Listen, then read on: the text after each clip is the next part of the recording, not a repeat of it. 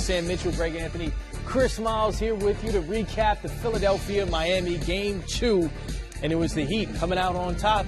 GA, you said this would be the case, that Miami would turn it around. Well, listen, anytime you get blown out in a game, in a series that is pretty evenly matched, absent having Joel Embiid, you had to feel like Miami was in a position where they were going to up the ante, the physicality, their attention to detail defensively. And then they had the hot tub time machine throwback with Dwayne Wade, who was incredible in this basketball game off the bench. 36 years young. He was unbelievable, Sam, with how, you know what, too, what was so important? You know, you forget, you think the Miami Heat, Eric Spoelstra, and all that playoff experience, that's not this group.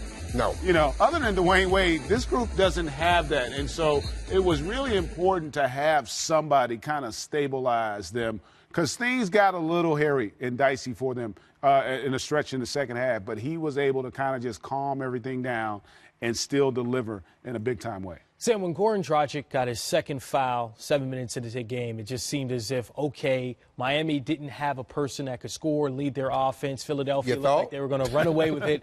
But then Dwayne Wade, 7 for 7 from the field and picked up that offense, played just 27 minutes, but scored 26 points. And, Chris, this was the thing, and I'll go back to Cleveland when they put that type of team together early in the season.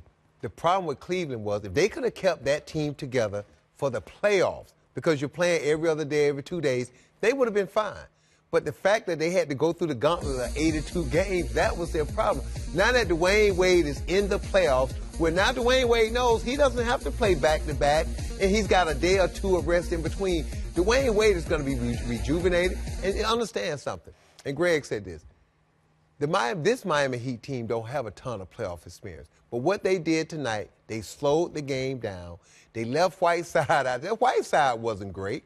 But the thing you have to understand, I had a coach one time in high school tell me, every time that ball go in the post, you should give yourself a point. Because the defense is going to react, something's going to happen, and it gives you a chance to get court balance, to get back on defense, and do all the things that you need. And tonight, what you saw what Miami did, they were physical, and they made Philadelphia slow the game down, and Philadelphia, they forced them into some bad three-point shooting. They took some bad shots tonight, and I guarantee you, I think Game 3, let's see if Brett Brown don't roll Joel Embiid out of Game 3. Yeah, we'll talk more about that, and also Philadelphia's shooting woes after having such a hot shooting time in Game 1. But Dwayne Wade, again, the star of the show, 15 for 24 so far in the first 2 games of this series. Rebecca Harlow caught up with him.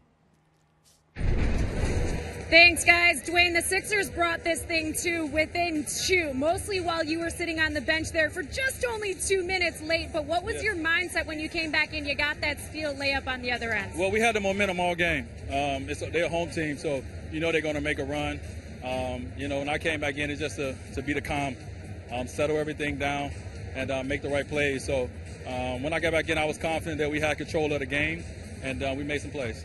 Your offense was outstanding tonight, but the flip side of that, you had to defend Ben Simmons. That's not an easy task. What was that matchup like? Man, that kid he's not even a kid. That basketball player, man, he's great. He do so many different things for this team, but, tonight was just about us, bringing more of a physical mindset as a group.